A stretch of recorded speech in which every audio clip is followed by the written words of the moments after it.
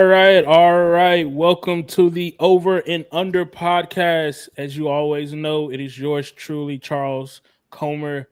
Today, I have with me also my co-host. He is back from the partying, back from under his rock that he calls vacation. We got James. He's been back a couple of shows, but he's here with us. And as you know, we got the wisdom, we got the OG, and the one that I came from. Always, we have Charles Senior here on the podcast. How is everybody doing today? All right, what's up? Welcome back, James. You're hey, don't make it seem like I be out just partying all the time. I've been back. Hey man, I'm just saying, you said you just woke up. I don't know what the vibes is over there. I be working. That's all it is. I just be working. Hey, Pops. Now, I know you. What's this, your third appearance on the show? Third, fourth Yeah, appearance? I'm starting to feel like a celebrity now. Hey, welcome to Over and Under Celebrity Row. We don't have much here, but we do give you your own opinion, and we do let you voice, what you got to voice. Um, today's different. Today's different, guys. We got a couple discussions, a couple hot takes we're going to talk about. Obviously, the coaching carousel. We are still going to talk about games, but want to get more into like what's absolutely insane that could happen in these games, right? We got SMU versus Miami. Arch Manning, he's down. Caldwell, that I've been calling for. Can he perform? Auburn and Florida State, my mistake. Auburn and Florida State, both coaches are in shambles right now. They need a win, or they might be on the coaching carousel that we'll talk about first. Oklahoma and Tennessee, battle of the transfer quarterbacks. Moneyman Mateer against Joey Aguilar. USC, Nebraska, Mike Rule, he needs to get over that hump if he wants to get the Penn State job. And also, we're talking about the real Big 12 winners in this league. Cincinnati versus Utah. We're not talking about Tech. We're not talking about that fake chain today. We're talking about the real Big 12 contenders. So that is the slate that we have today. But first, we must get to the most important thing. I mean, I don't know. I might get fired. James, you might get fired. But the coaching carousel is going crazy right now. These are the open jobs in the Power Four: LSU, Florida, Penn State. Now, in the grapevine, we heard of Texas and Auburn. Do you think that something is going on? Little conspiracy. Me and Pop's been talking about it. So, James, I want to hear your take on it. Conspiracy in what way? Like, there's this. It's just not about wins and losses. Like, there's something going on in the whole, I guess you could say, atmosphere of college football. Oh yeah, I've been saying this. The atmosphere is different. I'm telling you, ever since this NIL stuff just been going on, things have been moving different in college football. Just the way that you're preparing for the season, the way we felt about going into this season with the expanded to 12 teams and everything like that, and then the way coaches are just getting fired willy-nilly like this, not making it even through the rest of the season. There's always something else in the background going on. We may not know what it is, but there's always something else that goes on between these firings and these buyouts and stuff like that. They may want somebody that maybe a Nick Saban come out of retirement, go to Penn State or Texas or something like that. So we gotta get somebody out of here that's just buy them out. They're not having that great of a season already, and move on from them and get who we want to get. And also, these coaches might be doing some shady things in the background too that got them getting fired as well. So ain't no telling. We're not there in these meetings to see exactly what all goes in with these coach firings and everything. But there's always something else that happens behind the scenes that we don't know about. It might All come right. out later or a few years down the line, but right now everyone's just like, oh, it's just because they're losing. But it's not always just losing. There's always something else. That James Franklin gets fired because obviously he takes three big losses: Oregon, Northwestern, UCLA. Okay. LSU, Brian Kelly hasn't really been all it's bigged up to be, hasn't won anything. He's been 4 years in the SEC. Florida, Billy Napier doesn't want to give up coaching. Doesn't want to be, wants to be the offensive coordinator. Doesn't want to give up the play calling. Are those the things that you think? Let's just start with LSU. Brian Kelly. Do you think just him not winning in the SEC, or do you think he just wasn't a likable person? Because I've been hearing a lot of reports that Brian Kelly is just not a likable person, and he is a Midwestern dude. So, Nah, I don't think that's it. I think, as always, you follow the money. You look at all of these contracts that ESPN is getting and all of this realignment and all of the conferences. For 130 years, college football has already been realigning the conferences. At one time, Texas and OU was both in the Big 12, and USC and Oregon was in the Pac-12. Now look at Texas and OU in the SEC, and USC and Oregon is in the Big 10. All of this realignment and trying to get this super conference and all of the contract money coming through for ESPN is what's putting a lot of pressure on these coaches coming from the boosters. I like Brian Kelly. If you didn't like him like 5-6 games ago or last year, all of a sudden you just start hating him now. Nah, that's not it. You see those guys when they go get these contracts now they're getting in clauses in there that say that you can't do us like you just did the last school you left. All these clauses in the contracts now. So no, it's not about whether they like the guy. It's not about, it's about wins and losses, as it always is. And it's about the booster and the money that's coming up with all of the contracts with ESPN and all of the realignment with all of the conferences. And they're trying to establish all the playoffs to counteract the NIL money that the players are getting that everybody else used to get. So they got to get their money back up. So all of this realigning of the conferences. Why Texas and OU had to use the Big 12? They always come up with excuses. Not enough money, too much money. Not enough rules, too many rules. Competition not good enough. All the competition too tough. See, they always come up with different reasons to lead a conference and always different reasons to realign the conferences. So follow the money, and then you understand why these coaches, it seemed like they had winning records, had made it to bowl games, and then the very next year, they only lose like 2 or 3 games. Getting man at least 1-2 years rebuilding with all of the transfers and the portals, NIL.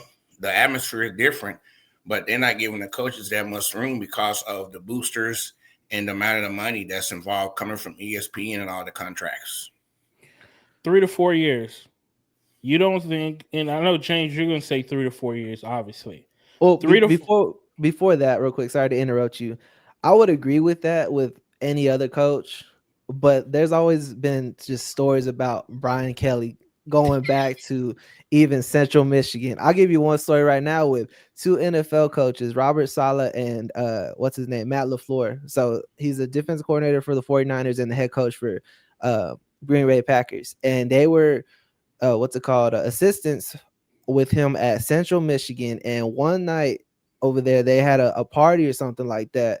And Brian Kelly is like, hey, y'all come out and come to this party or whatever. And they thought they were just getting invited to the party. Get there, come to find out, Brian Kelly invited them just to shovel the snow out the parking lot and be basically valets for the guests that were at this party for him. Didn't get to like chill out, nothing like that. And just basically just, worked for free. And that's just one story. That's just one instance. There's a plethora of stories of Brian Kelly being just a straight, asshole. Just straight asshole. And then I ask you this. I don't want to interrupt you, but I ask you this. Did it stop him from getting hired? And do you think it's going to prevent him from getting hired in the future? No. I believe in the SEC team. I think it was, especially somewhere in the South, because of what all happened in LSU with him. He basically, allegedly, almost killed a kid out there during their summer workouts or whatever back in what was it, a few years ago? I can't remember when. Yeah, so 2021, something like that. Yeah. So if I'm an SEC school and I'm looking at all these rumors that happen between him at LSU and then his past things that go on in like a Central Michigan or wherever, or even Notre Dame, things are looking fishy over there as well. I'm looking at this like I don't know if I want that in my conference, because if he can't get along with people down in Baton Rouge, what makes me think he can get along with somebody, these people up in Austin that, Austin super weird sometimes, that, keep Austin weird and stuff. How's someone like Brian Kelly going to be able to adjust to that type of atmosphere if he can't even adjust to that in Baton Rouge? So that's just I what think I think for they. like an SEC team. I think the only thing they care about is can he get us to the playoffs each year, and if he can't get us to the playoffs, can he at least get us to a bowl game? Mm. I don't think the bowl game, for me, honestly, in the SEC, I don't think they're looking at, especially LSU, a top tier job like LSU, maybe Kentucky, maybe a Mississippi State. Yeah, get us to a bowl game. But at LSU, if you don't get us to the playoffs and it's 12 teams, what do we have you for? We're paying you $10 million a year to just get us a bowl game. We could have went and got a G5 coach that did that with the talent that we have here in Louisiana. My opinion of Brian Kelly, I just don't think he connected with the people of Louisiana. He's Midwestern. He was faking the accent from day one. From day one, he was faking the accent. So that already tells me like you could have came in and been your authentic self, but you didn't, right? You had Jaden Daniels for 2 years. You didn't win anything. You made some bad coaching choices on defense. And then the following year, you made bad coaching choices on offense, as this year. You you have Nussmeier out here drug on the street. He's hurt, right? Just absolutely just Carson Wentz in him basically like the Vikings did last Sunday. Just have Nussmeier just out here Carson on the Wentz street. did him. He said Like it's Carson Wentz did him. yeah, like it's just crazy what like me for Brian Kelly, he was never the guy at LSU, and the same guy that hired Jimbo Fisher at Texas A&M is the same guy that hired Brian Kelly at LSU. And that is a problem that they have to get out also. So the AD and has to get out also. And you got to look at it this way too. So there's former coaches that they had at LSU. You have Nick Saban from 2000, 2004 that got you a national championship. Les Miles from 05 to 16 that got you a national championship. Ed oh, I don't know how to say his name. Oh, Orgerano, Oregon, or yeah. yeah, 26, 21 got you national championship. All of them have been there 3 or 4 years. Oh, except for Les Miles that was there the longest. Each one of them got you a national championship, but you hadn't even sniffed like the playoffs or anything like that. So if I'm at LSU, I'm looking at this. I'm looking at my former coaches. I'm looking at Brian Kelly. It's like, what have you done for me lately? And you got to move on from that. It's a playoff expectations and a booster pressure, and the fact that you got to have the team, especially in that conference every year. The expectation of LSU is high. So, like you said, you just gave a perfect example of the previous coaches all went to championship games or at least made it to the playoff, and he hasn't done that. So he just didn't meet expectation for the boosters, and it's getting crucial right now. All these contracts, all these movements, and all these realignments. You got to get better than that. Especially like the teams where you're supposed to like really just blow them out or beat them. And they come in, you're home at your stadium and beat you. That's not gonna sit well, especially now. The temperament is very low these days. Yep. Question for both of you. Who's a better job, LSU or Florida? If you right now, you come in, say you coach for Texas Tech. We're just gonna give them a little grace this podcast. Say you coach for Texas Tech. You got the 10th best offense in the nation. You got a good defensive coordinator. You've made the right steps. LSU calls you and Florida calls you. They say, hey, LSU says we're gonna pay you 10.5. Florida says we're gonna pay you 10.8. Right? Not that much of a difference. Where are you going? That's a tough one right there. Probably LSU. Yeah, I was Why about to say LSU? right LSU. Why? The atmosphere, the culture, the food. I mean, it's a whole different thing over there. Like, you go to Death Valley at night when you The playing a night swamp. game and stuff like that. The That's rich cool. history. They have a That's great cool. history there.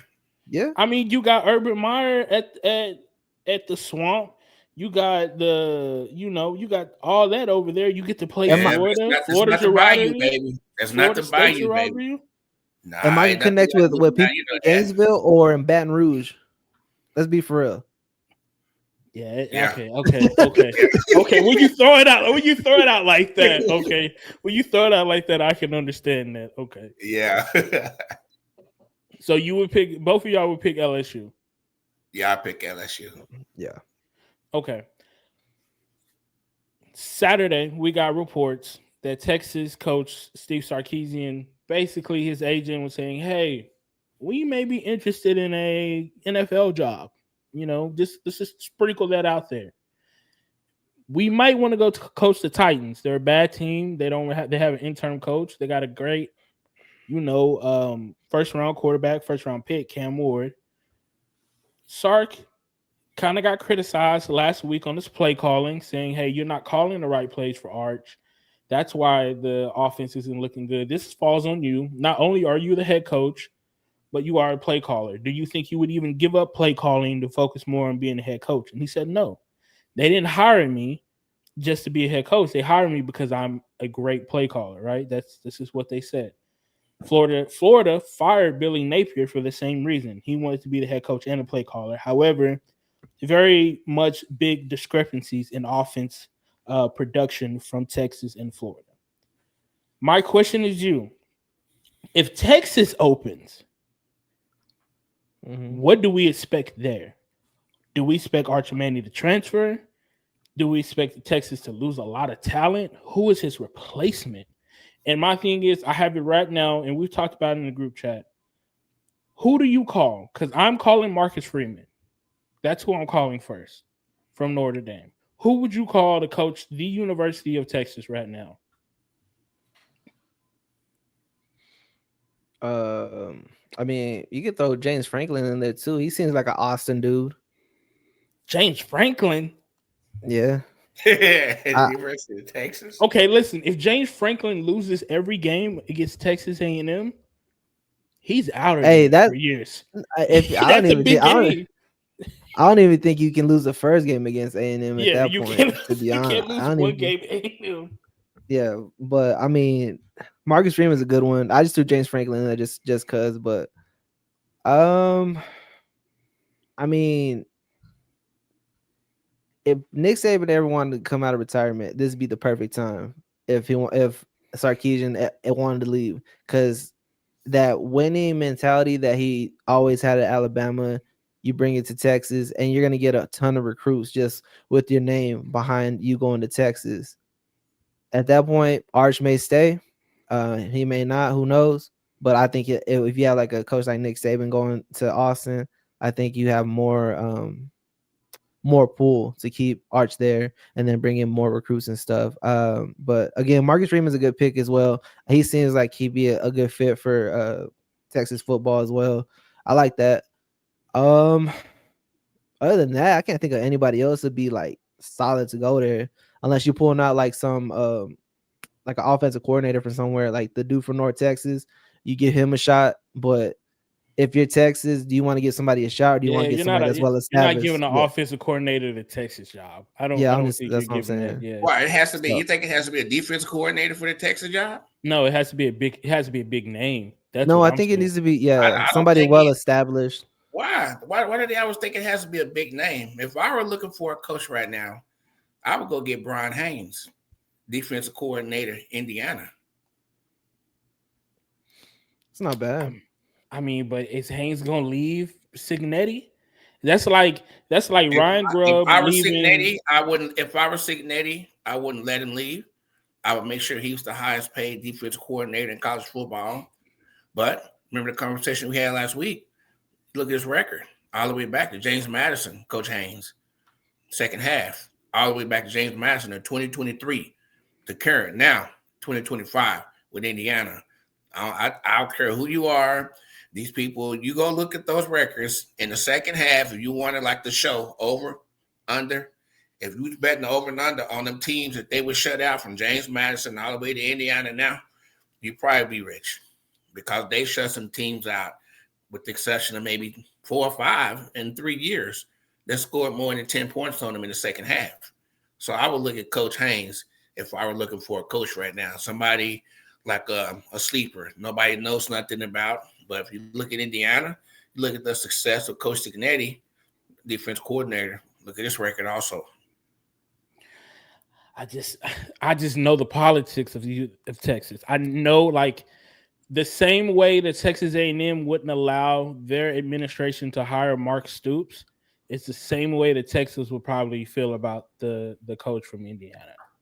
Like they didn't allow, like they were like, yeah, we're gonna hire Mark Stoops, and they were like, no, you're not. Like the Texas A&M fans told their administration, no, you're not. Like we will cancel everything, and they were like 100% like going to cancel everything.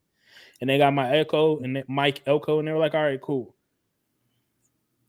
My thing is, listen, if Sark does leave, I think he leaves, and this is bad, but listen to me. I think he leaves because of Arch. You have this. Listen, wait, listen. You have this prime quarterback that you've been having in your system for 3 years, right?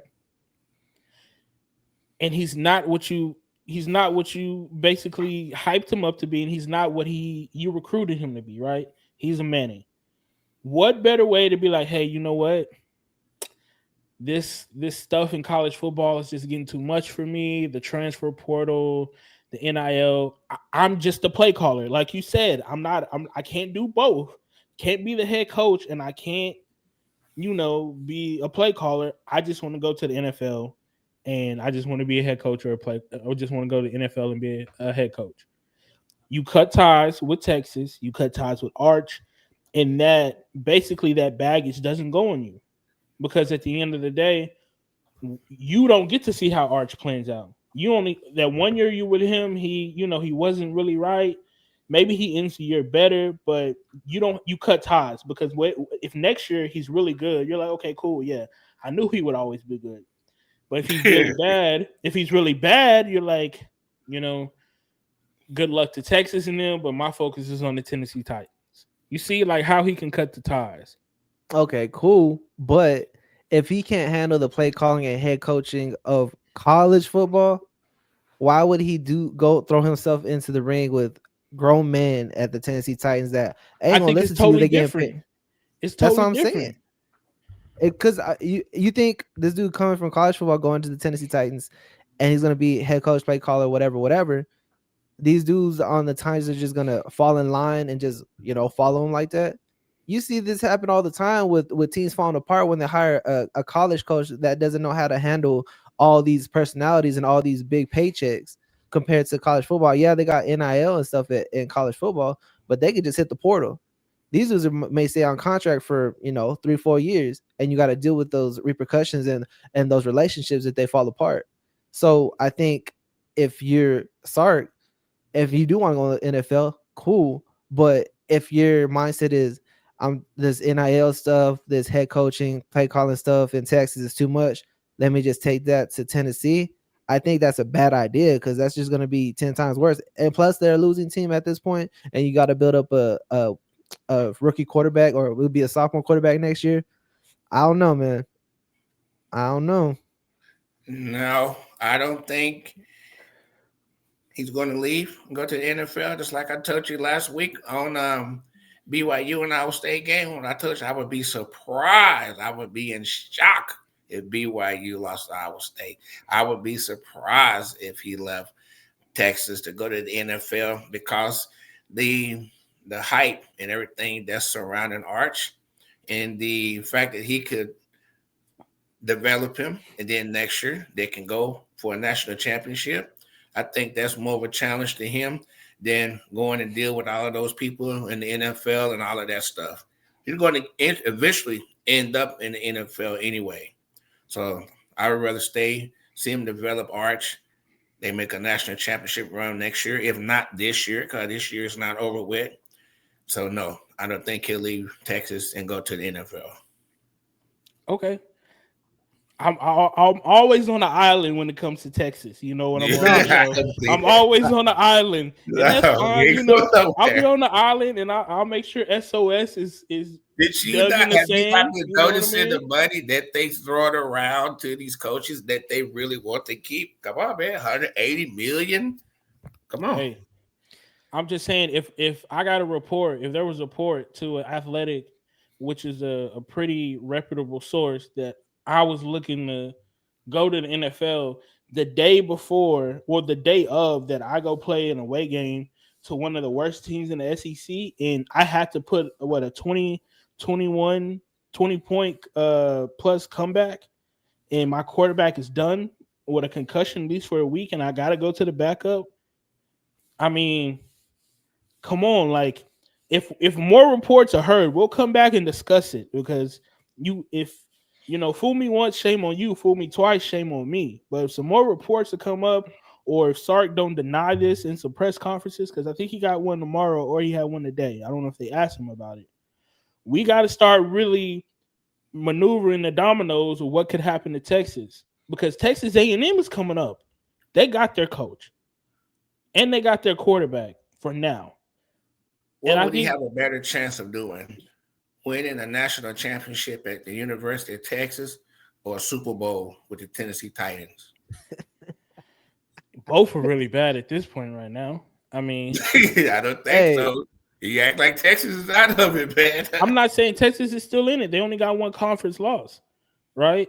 But at the same time, like, they got to play Vanderbilt. They got to play Georgia. They haven't beat Georgia since they've been to the SEC.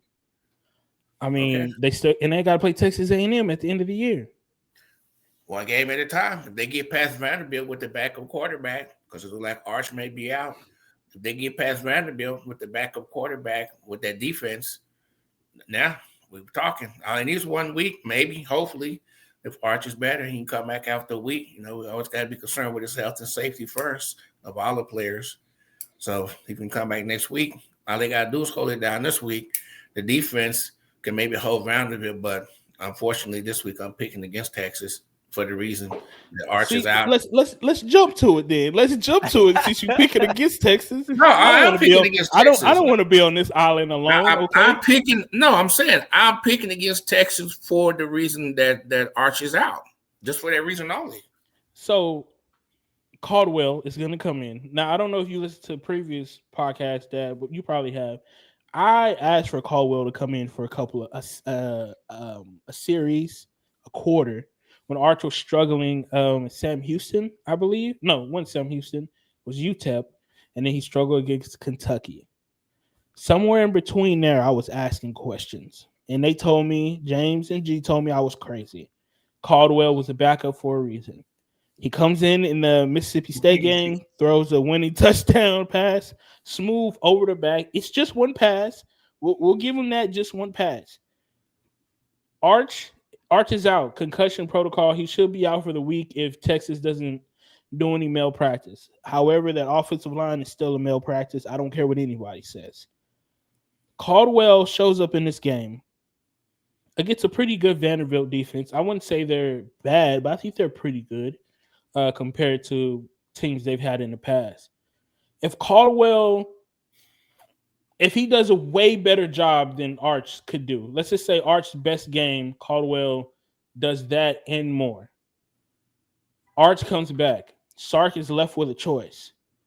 What choice do you think he would make? Are you going to be like, oh, it's just one game? Because it is an SEC opponent. It's not like he's playing ULM or he's playing like what was it, ULM and Mississippi State last year when Arch came in for Quinn. This is a ranked SEC team, Vanderbilt, that's got a pretty good hype. And they got to go to Vanderbilt. It's a road game. So if Caldwell does good, what are we feeling like? It's going to be just like last year where Arch played those two games and then Quinn came back against Georgia and had like a bad quarter or two. I can't remember exactly. And they put Arch out there for a bit just to see, what happens. And immediately they're like, you know what? You're right. Let's get Quinn back in here. I think you're wrong, though. Caldwell has way more experience than Arch had last year. Caldwell has been to 4 different schools, right? 4 different schools. Troy was his last school. He was 13 of 8, 13 touchdowns, 8 interception ratio. Had over 1,700 yards.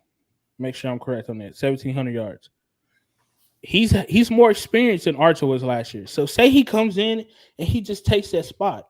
We know for sure there was no way Arch was getting benched this year. Even if he was the the slightly worse quarterback in the room. We knew there was no possibility Arch was going to sit on the bench a third year. So what if this is really Caldwell's time to shine? If Caldwell is Texas basically route to win the SEC or to get in the playoffs, are they taking that chance, or are they going to eat the political bullet? Because No, I'm picking Texas to no. win this game. But if they don't and Caldwell plays good, let's just say the defense has a slip because that defense has been playing lights out. Mississippi State game was crazy, but hey, your offense couldn't do shit. So you was on the field 30 seconds. It was like a 30-second drill. You was back on the field. So they gave up points. What if this defense just slips this game and Caldwell does well? What do we say then? Vanderbilt defense is not going to slip. The key to the game is going to be the defensive end from Texas when that run pass option that the Colin quarterback, Simmons?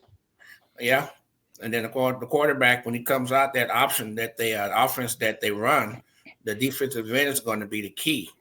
Now if Caldwell comes in and they win, I mean I don't care if they win by 30, and if he's ready to go next week, the original quarterback Manning, no, the man's going to come back out and play right away.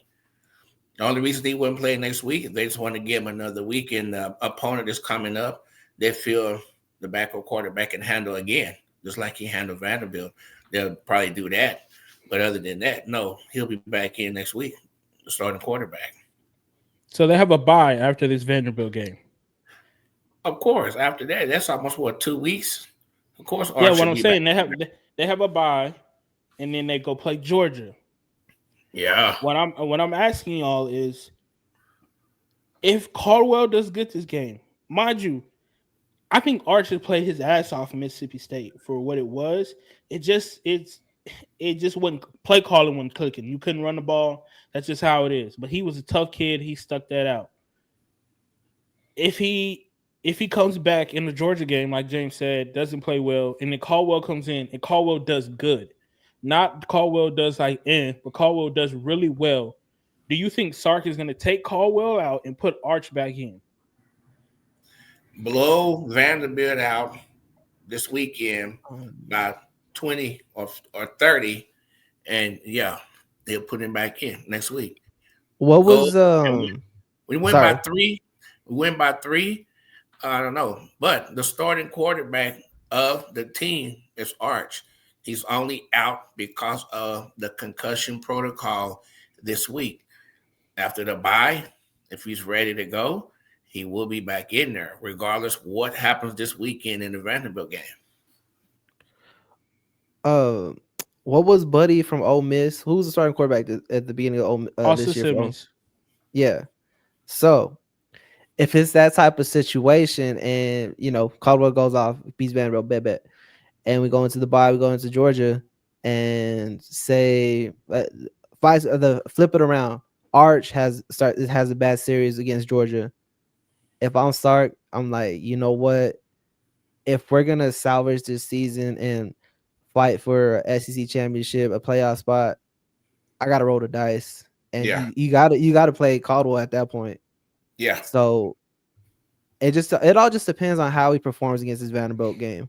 If he does really well, yeah, you gotta talk about some things going into that bye week to go into Georgia that next week. So I could see it going that way from Arch playing having a bad series against Georgia, and then you're like, you know what, it is what it is, and they put Caldwell in, and Caldwell saves your season. You beat Georgia, you beat Arkansas, and then you beat A&M with Caldwell. Hey, it is what it is at that point. He's going to have to play really well against Vanderbilt, though.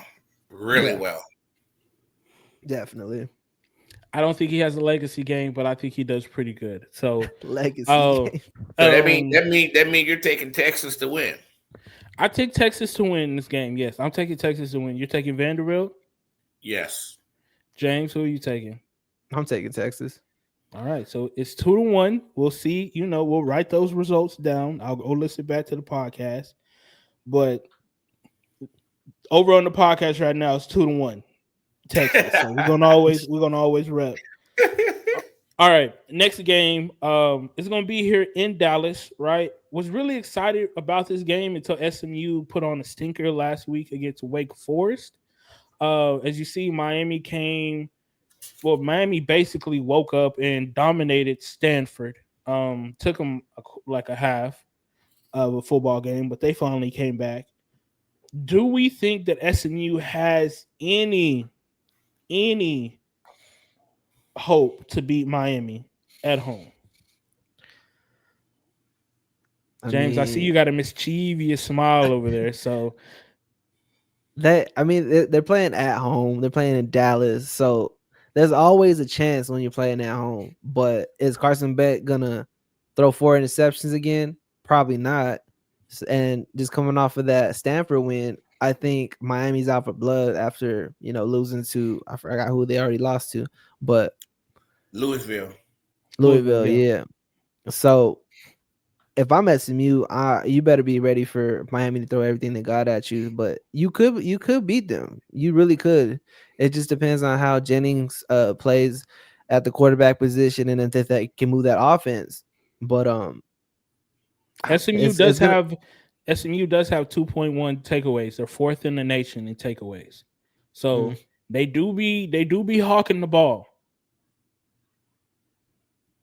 Yeah. So I mean, if their defense is like that with takeaways, Carson Beck better not be seeing ghosts out there because it could be another game like with the other day. But again, Yeah. SMU just came off of losing the Wake Forest the way they did, and Miami's riding high after beating the hell out of Stanford. So if if I'm SMU, this is just a time to shake things up in the ACC. Let's beat Miami and get back into this. And if I'm Miami, we're not dropping any more games like that. We're beating everybody by 60. No matter if it's the fourth quarter with 2 seconds left. We throwing the ball in the end zone. So SMU just gotta bring everything they got, and Miami just gotta keep playing great.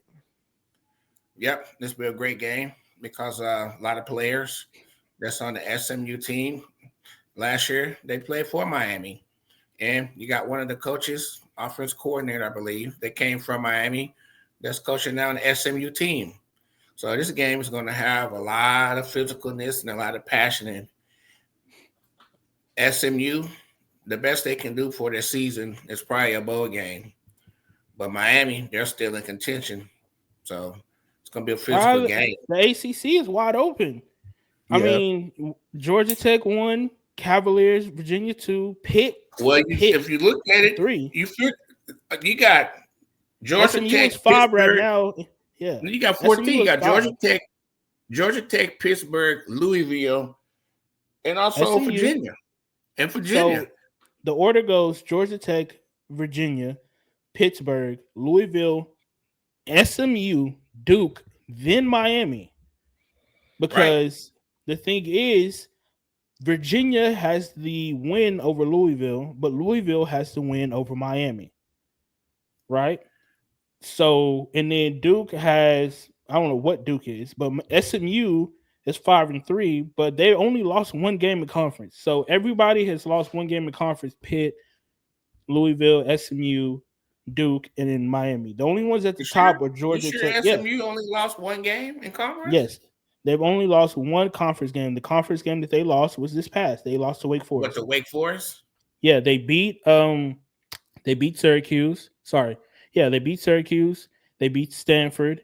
They beat Clemson 35-24. That was a big game that they beat. They lost to Wake. So now they got to play Miami at home. So Miami, I mean, SMU lose. It's some things could still happen. I think they can still do better than the bowl. Will they get into the playoffs? More than likely not. But I seen some crazy things happen in this whole when it gets to the end of like November. One team loses, and then we have like an 18 tiebreaker, and then we got to go to the computer and see what it's gonna do. So So you I've think seen at crazy SMU, things. got a big enough chip on their shoulders from losing to Wake Forest last week that they're gonna beat Miami? Miami's defense is still questionable to me because of what Louisville did to them. I think SMU has a good running game. I think they got a mobile quarterback. I don't know if they got the offensive line to block Miami. Ruben And, Bain and and Messidor. SMU just scored what 14 or 13 points at Wake Forest. I don't. I mean, Wake Forest is not no chumps anymore. But I mean, Jennings. I I don't don't know, know. man. I don't think this is gonna be a good game. It's gonna be like competitive on paper and all the hype, but once they get on that field, we're gonna see. I think Miami gonna let them boys know what's up. So you got Miami blowing out SMU, James. Now I just say blowing them out. I think it's gonna be like maybe 27-24. I'm Miami. a I'm gonna take SMU. I'm gonna just roll with it. What? Whoa. Yeah, I like it. I like it when Whoa. it's like this. I like it when it's like this. You gonna take SMU? Yeah, I'm gonna take SMU.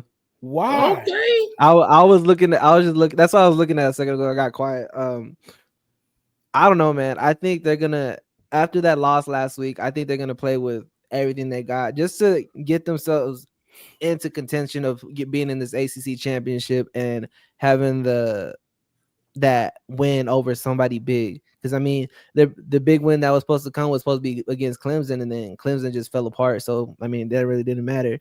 So if they want a big win and have that on their resume, I think they're gonna have to just play lights out and beat Miami at home. And again, they're at home in Dallas, so it's gonna be a different environment for Miami.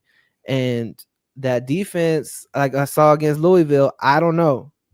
I don't know Suspect, right? Miami. It's really Yeah, suspect. yeah. So I'm gonna pick SMU because they can actually run the ball and open things up more for Jennings. So that's why I'm gonna ride with SMU. So Now, which defense is tougher? Louisville or Wake Forest? Louisville. Louisville has the number one defensive line in the nation. Yeah. I'm telling you, if it's not 27-24 with Miami winning, it's going to be like them games like they previously were in this series, 45-14, something like that, when Miami blowing them out. I'm gonna throw just my fastball. I think SMU is going to lose, but if they do win, I think SMU is still going to lose because Rhett Lashley, the head coach, his name has been a lot of these upper, tier jobs: LSU, Auburn, Florida State, Florida, Penn State. That's a good resume win for him, right? SMU with less, I won't say less resources, but not as far as talent goes, less talent than a Miami team, and you beat them at home. That's a real good resume builder. So it's a win basically, but at the end of the day, I gotta rock with Miami because I don't think anybody is stopping. They call him Baby Jesus, but Michael Tony. I don't think anybody's stopping him. He just turned 18. I don't think nobody can catch him on SMU's roster. So I'm rocking with Miami. So And Malachi gonna have a field down. Malachi, sorry, yeah, Malachi Malachi, Tony. you have a field down, them boys. All right, hey, We're I gonna don't. see. We 2-1, 2-1. We back to back. All right, let's keep it going. All right, a little interjection on games. We're gonna stop and talk a little bit about this coaching situation. Auburn and Florida State. Obviously, Hugh Freeze gets a big win against Arkansas. It looks like he's gonna keep his job. He finally made the quarterback change. Finally, right? He sits Jackson Arnold. He finally makes the quarterback change. Now, Florida State, off week. Didn't look good against Stanford. Got their quarterback knocked out the game. Haven't really heard anything about Castellanos. So they will be going with their backup Sperry, who looks fresh meat, basically. How do we feel? Well, basically, who needs to win more? Hugh Freeze or Mike Norvell? Or do you think Mike Norvell it's just over with for him at Florida I State? think it's just over with for Mike Norvell. But had the Auburn coach lost to Arkansas this past weekend, he'd have been gone this week. You think the SEC's just gonna be jobless? Yeah, if This, he'd have lost to this, Arkansas, and you see that game was close. And remember we talked about that last week. yeah, That we game did. was going to be crucial, and they was down to what 24-10 at half. Mm-hmm. Yeah, but see, this is just that go back into that thing about the coaches and the big buyouts. You really look at it, some like another angle on it. They give the coach 80 to 100 million on the buyout, and then a new coach comes in, and at the same time that is going on, they got cases and certain lawsuits going on for student athletes getting paid before the NIL came in and started paying the student athletes. So they've always had this money. They've always had plenty of money. So it should never been a big issue with the student athletes when it came to them getting their money. Even right now, all of them should be getting their money because you see how much money that they got to throw around when they fire a coach and they bring in another coach. So Auburn plays Kentucky. If Hugh Freeze loses to Kentucky, 2-5 Kentucky, you think he's getting the boot?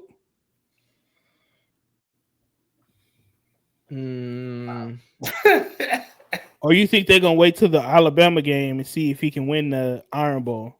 The carousel is going around, buddy. I'm telling you, the carousel is going around. Go ahead, James. The carousel. How long has Hugh 15 Freeze been there? Hugh Freeze has been there for this will be his 4th year. His buyout is $15.4 million. Not 50, just 15. Oh yeah. However, that's not that bad. you got to pay him 75% of it within a month. That's a lot of money to pay this dude. I think you wait until the Alabama game. Because even at Auburn, dude, like he hasn't had any quarterbacks to help his outstanding That's receivers. his fault, though. I know. That's I'm not. his fault. That's what I'm getting to. That's what I'm getting to. So if you're not recruiting a quarterback or getting a quarterback out of the portal, which you tried with Jackson Arnold, but you saw what he was at Oklahoma, so I don't know how much you really bought into that. Yeah. So you're digging yourself. You're digging your own grave basically with not getting a quarterback because you're wasting what's the name Coleman and the other receivers just eligibility by not having anybody to throw them the ball. So if I'm Auburn, I'm like, why do we have these athletes out here and we can't get on the ball? And we've given you time, but you keep making the wrong decision with quarterbacks. Mind you, Singleton was at Georgia Tech, the wide receiver you're talking about, wasting his time. Imagine he was courted by USC, Alabama, and Texas A&M in the portal, and he went to Auburn because of the money, because they paid him the most, basically. Yeah. And now you're just sitting there not below your average receiving yards than you had last year, more than likely. And there's no playoff spot. There's no SEC championship. So if I'm Auburn, I'm looking at this. I'm like, yeah, get past Kentucky, but this Alabama game, hey, you better win. And if not, then we got to move on. He's not gonna win the Alabama game for one. Two, you never know. Kentucky, have you seen the Iron Bowl these last 3 years? When they play Kentucky, they better have a good showing. That game is gonna be very close. They may lose that game, but when they play Kentucky, you better have a good showing. And when they play Alabama, they better not lose by a whole bill. They're not gonna beat Alabama. Come on, man. They still listen. I've seen a 99-yard kick return on a field goal. I have seen a 4th and 26 dagger by Isaiah Bond with my own eyes. No, the Iron Bowl. I don't care what Vegas says. Sir. No, I don't care what Vegas says. Not gonna, no, I don't care what Vegas says. That game is turmoil every year. But listen, Auburn's rest of their schedule is Kentucky. They got to go to Vanderbilt. Then they play Mercer, FBS team, and then they play Alabama. Kentucky, they win. What if? Hear me out. Vanderbilt beats Texas. Really? Yes. Auburn beats Vanderbilt. Auburn. Whoa. Okay, we're ahead of the game. We 2 weeks ahead of the game. Okay, that's November 8th. We 2 weeks ahead of the game. If Hugh Freeze does not win the Kentucky game, do you think they fire him? Yes or no? No, they won't fire him before the Alabama game because you can't just have that big break in the cohesiveness and all the drama and all of that before the Alabama game. But after he loses to Alabama and he also lost to Kentucky, Yes, he can get on that carousel with the rest of the coaches that's on the coaching firing carousel. Nah, I don't think he loses the job. If even if they do lose to Kentucky, I think, and I was just throwing stuff out there, but I think they write him out to the end of the year, and then go from there. To be honest, but if they want to make it interesting, then let's see how this Alabama game go. Birds of a feather flock together. LSU did it. Florida did it. Penn State did it. You might as well, if you're gonna fire your coach, you're not gonna want him at the end of the year anyway. He loses game, you might as well go ahead and cut the snake's, head off, and just be left with the tail. Get the skin out of it. Put your belt on and go get a new coach. I think they fired him if he loses this game. Well, Because they really, were going to fire him if he lost to Arkansas. He would have lost to Arkansas, he would have got fired. if you lose to Kentucky, why do I need to see what you could do against Alabama anyway? That's what I'm saying. So, hey, y'all say no, but who do you have winning? You got Kentucky or you got Auburn? Auburn. So you got Auburn? Yeah. Where's the game? In Auburn. Yeah, Auburn. All right. I'll go with this is not my upset for the week, but I'll go with Auburn. We're gonna rock with that. Now, Mike Norvell, we already know at the end of the season, more than likely he's gonna get fired. However, they're trying to wait to the end because his buyout is that 56 million. I think it's actually more. I think it's like 58 million, $60 million. They play Wake Forest, who just came off a high of beating SMU. They got to go to Tallahassee. Norvell loses this game. What do we think? Chopping block, or are they just gonna let him drag it out and just put him? I don't know if you ever watched Game of Thrones, Dad, but there was a point where they dragged this lady, a queen, through the streets and just holler, "Shame, shame, shame." Do you think We they'll talking about do Game of Norvell? Thrones? Yeah. Do you think they'll do that? Nah, they'll let him finish out the season. I agree. I think he rides it out to the end of the season. I don't see them firing. If Florida State was for real, they would have already fired him. They don't got the money. I don't think they got the money. I don't think they really do. Well, then LSU even got more, the bread. Florida got the bread. But Florida State, mind you, they just tried to lead the SEC last year. Or, get the paperwork right. Went through that whole lawsuit.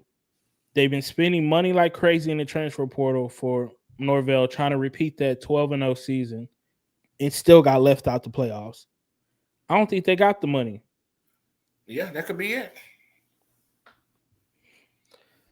Yeah, I mean, I can see that too, but because what was it a few weeks ago with the AD said, like, hey, he's our coach, we're gonna ride it out, whatever. And then the week after, he was like, we know this is not up to standard. At the end of the year, he actually said a couple of weeks. In the next couple of weeks, we'll reevaluate Mike Norvell's coaching, basically the performance of the program. This is funny. I guess we're gonna see that against Wake Forest, because I mean they don't have a super tough schedule going forward.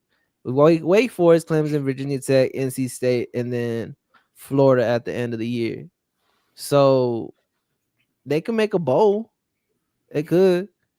And if they make a bowl, maybe his job is safe. If they win out these next few games, hey, my bad, Norvell. Maybe we keep you for another year. We just got to get the right people around you. But I mean, another year? I don't know. Everybody else is getting fired already. Why hasn't he gotten fired? So you know what I mean? Show me the money, James. You ain't got, everybody else got the money. I don't know, man. Okay. It's Florida State. How could you not have the money? Because you didn't get the playoff money when you were 12-0. You got left off the playoffs. The next year you went 2-10.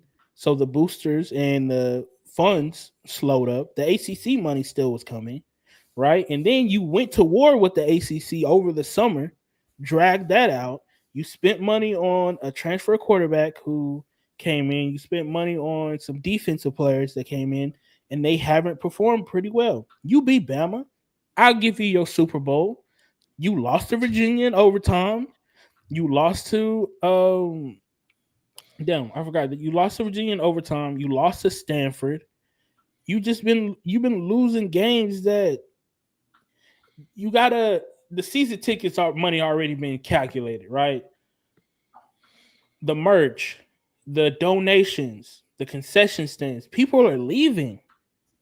Like when these teams are getting blown out, LSU was not Death Valley. They had Texas A&M banned. You could hear the Aggies giggle in the stadium on TV in Death Valley. What do you think they're Yeah. doing in Tallahassee?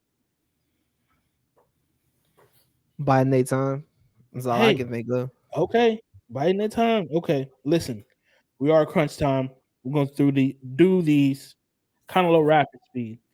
Oklahoma, Tennessee. Battle of the transfer quarterbacks, obviously.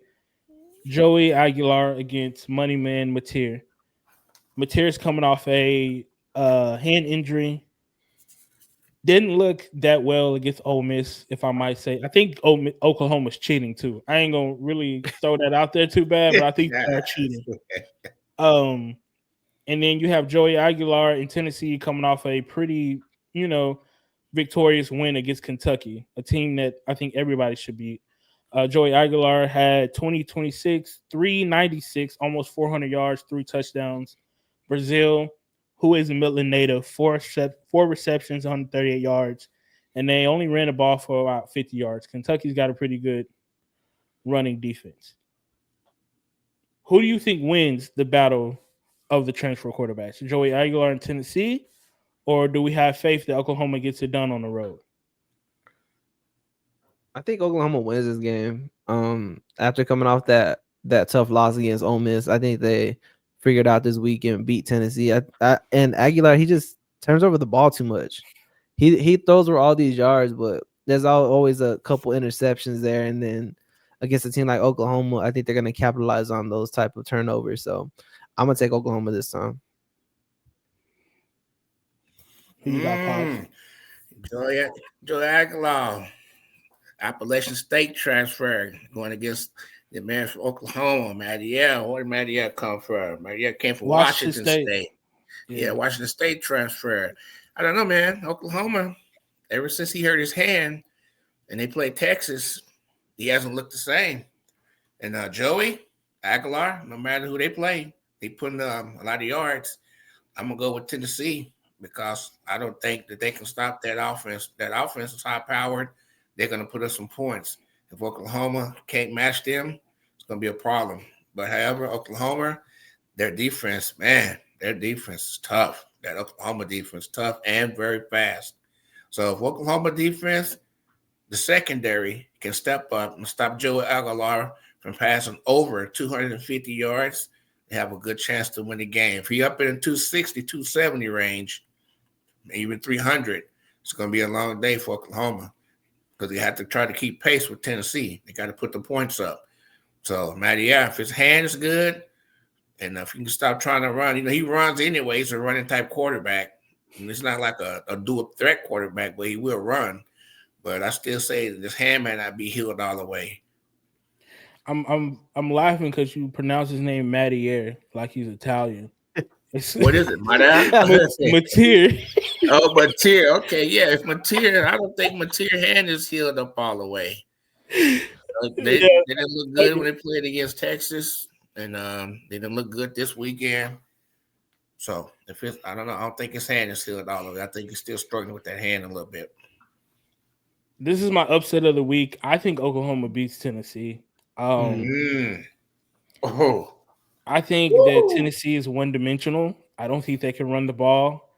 And I think Oklahoma's defensive line really got embarrassed when they couldn't get that much pressure on Arch in the Red Rivalry. And they did get a little bit of pressure on Chambliss, but he's a running quarterback. Joey can't move like that. And Joey is prone to throw interceptions, like James was saying. I'm going to take Oklahoma to upset at Rocky Top. That's who I got. It's not going to be pretty. I'm thinking 21-14, 21-10, Oklahoma. So you're saying Oklahoma defense is going to shut down Tennessee that much? Their secondary and their defense. Yeah, you got to. All you got to do is cover Brazel. He's just tall. Just jump. Time your jump. I mean, that's it. And if Aguilar throws it short, pick the ball off and run it. That's it. Their defense So will keep them in it. Oklahoma's defense, if they defense step up, I mean, the defense is like tough, but their secondary also. I'm telling you, Joey, they got to put some points, man. I don't believe in Joey that much. But you got Tennessee, Yes. James, Oklahoma. Oklahoma. See, look, we coming together as a team over here. Finally, James. You know he don't be agreeing with me. We coming over here as a team, man. Hey, I have look, I don't want you to be like hating and don't invite me on the show no more. no. We gonna have you on here. We usually do our episode on Tuesday, but I got to get G on here also. G on Mm. here at all. It could be some good conversations going on. Okay. All right. Next, so we can get this pod over. We're about an hour over. Appreciate everybody for listening. If you are listening this far, and just go ahead and subscribe to all our socials that will be in the description. USC, Nebraska. Lincoln Riley, Matt Rule. Matt Rule is looking for the Penn State job. He needs this win for a resume builder. However, Jordan Maeva is definitely a better quarterback than Dylan Raiola. Dylan Raiola is a fake Patrick Mahomes. I don't care what anybody says. Who do you got winning this game and why? This is a shootout if I ever seen one, but I think Nebraska's gonna pull this out. Oh my gosh, James. I really do. Nebraska's gonna find a way to beat USC some way somehow. Because I mean, like I said, a shootout, and USC's defense could be suspect. Nebraska's defense can be suspect. So it's just gonna be whoever has the ball last, I think. So yeah, I'm gonna run with it. Just Nebraska. It's gonna be a good game, but USC's gonna run out of steam. Matt Rule has been rumored to have his mind already set on Penn State. So let's hope coming into this game, he has his mind set on USC. The pass rush defense for Nebraska is number 2 in college football. So it's going to be a passing game versus the running game of Nebraska. So who you got? Where's the game at again? Nebraska and Lincoln. No, I'm going with USC. Yeesh. Listen, I'm going with USC also. I think Matt Rule's and I think he's over his head actually going for the Penn State job. Don't think that's a job he can conquer or handle. I don't care about the friendly relationship he has with the AD. Raiola's development hasn't been what it's been. Always people want to bring up, oh, well, his passing percentage. All he throws is screens, man. The screens and a couple of deep shots. He's basically a Timu Archer Manning. You know what I mean? If we could put it that way. So that's crazy. Nebraska gives up a lot of sacks, obviously, in games. Let's just say Northwestern sacked them twice. You go to the Minnesota game, which they lost. I think he got sacked 9 times. So that offensive line is not perfect. USC went in the transfer portal, got good guys. I think got a better defense, and they got a lot of skill players that I don't think anybody in Nebraska could really match up with. Now, the running game, they may shut down USC, but the passing game, I think Maeva is smart enough to do just enough to get by. So I got USC in this game also. Matt Rule is not getting the Penn State job, or maybe his mind is already there. And he's already trying to be a nifty lion and lose to Ohio State every year. So nothing new. USC got to Nothing do new. is USC's got to shut down Nebraska's running game and their defense. Nebraska's defense, the pass defense, is second in the nation. Okay, so 2 USC's, 1 Nebraska. I'm back on your side, Pop. James in Nebraska? Yeah, man. You don't see him with that sweater in that afro? That's Lincoln, Nebraska, all the way. Oh, you know what I mean? Okay. All right, last game. Just kind of pick them.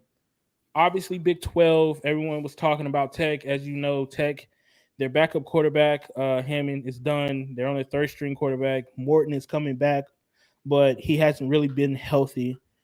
They got a great defense, obviously, Texas Tech, but we haven't really talked much about Cincinnati, and I think their quarterback Sorsby deserves a lot of recognition because he's been going crazy these past couple of weeks. The only loss they have to is Nebraska, which was the first game of the season. They lost by 3 points. But ever since then, they've been, 37-34 Kansas, 38 to Iowa State, 20-11 UCF, 49-17 to Oklahoma State, and then the power passing school, Baylor, they beat them this past weekend, 41-20. They got to go to Utah. Different atmosphere. The the elevation up there can cause some breathing difficulties. As we saw, Colorado got mollywopped by Utah with the backup quarterback, I might add.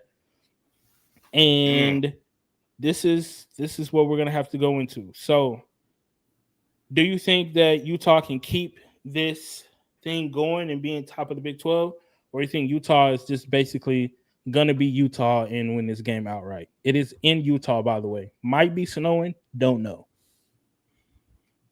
I'm picking Cincinnati. They're on a roll right now. I don't see them slowing down. That's all I got for it. I I'm don't think they're also, slowing down. I'm also picking Cincinnati because Cincinnati is not Colorado, and Cincinnati has a very, very good defense. Okay. Y'all gonna make me do this, man.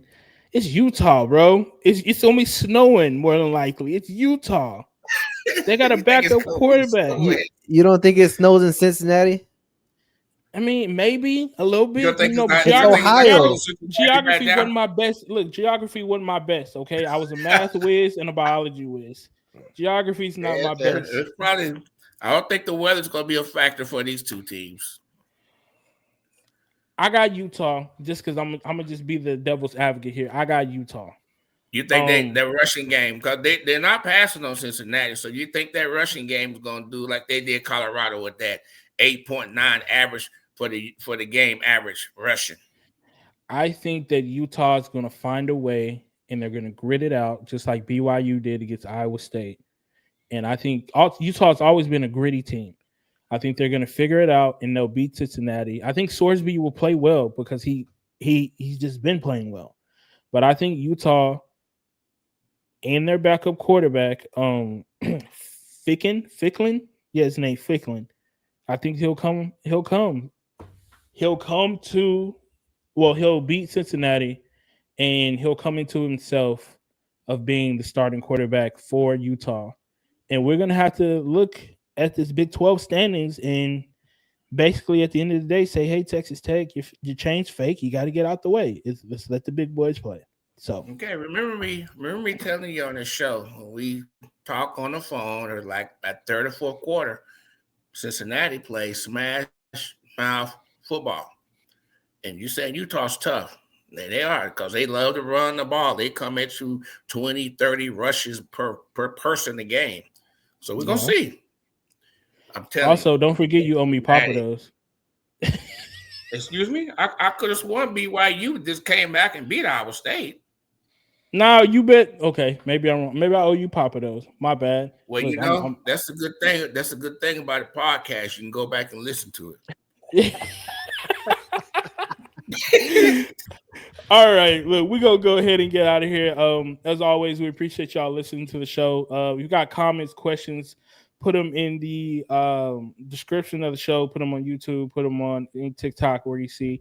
We'll be uploading this show Thursday. So it'll be Thursday morning. You'll have all the clips and everything on TikTok also Thursday. Y'all got anything else for the people before I let them go? Good to see you again, James. Welcome back, man. Appreciate it. Thanks for giving me an invite again, Junior. I thought you was mad because Iowa State got clowned so bad by BYU. Here we go. Nah, I didn't know if the Colorado shame had got onto you. That's why you was late to the pod, But I thought that was like a video game or something. All right, James, you got anything else for the people? Nah, Nah, love you. hit us up on TikTok. I mean, y'all talk to us, we'll talk back for sure. So if y'all want to talk crazy, I'll talk crazy too. So that's all I got. All right, everyone, appreciate you for listening to Over Under podcast. Everyone have a great Halloween. Please be safe and check your kids' candy. We are out. Peace out.